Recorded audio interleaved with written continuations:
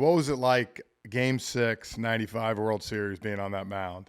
It was awesome. I mean, I know I've told the story too, but truth be told, I was pissed that I had to pitch that game.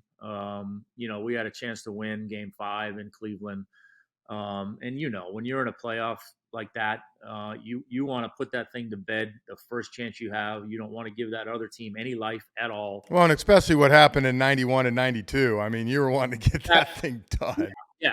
And we're trying to get that monkey off our back. And look, that was a good team. That was the best offensive team I've ever pitched against.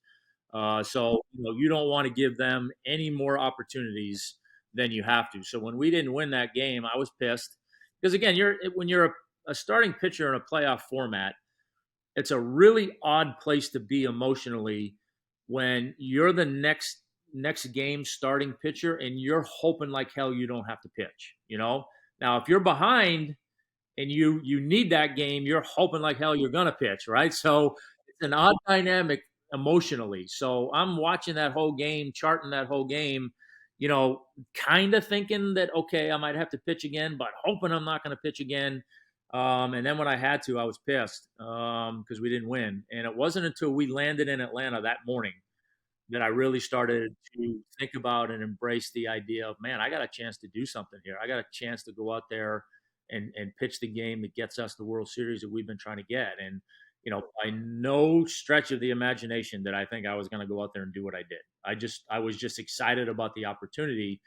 And, it was one of those things where to the point we talked about earlier with my first inning woes, my bullpen that night was phenomenal. I mean, I was locked in the bullpen.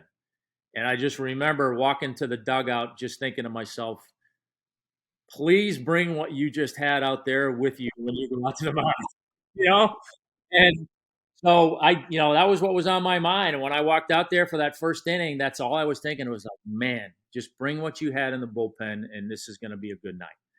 And I went out there that first inning and it was 1, 2, 3. And I was like, okay, I did it. I brought it with me. And each inning, it just kind of got better and better in terms of my mind and my confidence. And it was one of those nights where, we jokingly say it as pitchers is like I could have hit a gnat in the ass that night with any pitch I wanted. It was locked in. So it was one of those things where people ask me all the time. Obviously, it was the best game I've ever thrown. If you're ever trying to think about or experience what it was like to be in the zone, it was that night for me. I mean, I was locked in, and there wasn't a pitch that I didn't feel like I could execute or throw it where I wanted to. And it was just, to be able to do that, have that kind of game and that setting and that environment and mean what it meant.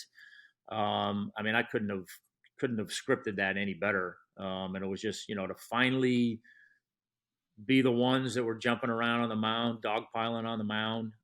It was pretty special. And also too, because a lot of the guys that went through the loss in 91, 92, 93, a lot of those guys were still there. So it was really special to go through it with those guys after coming short a couple of times. Well, I'm imagined too for Bobby Cox, who I know is close to you, you love to be able to finally win one for him.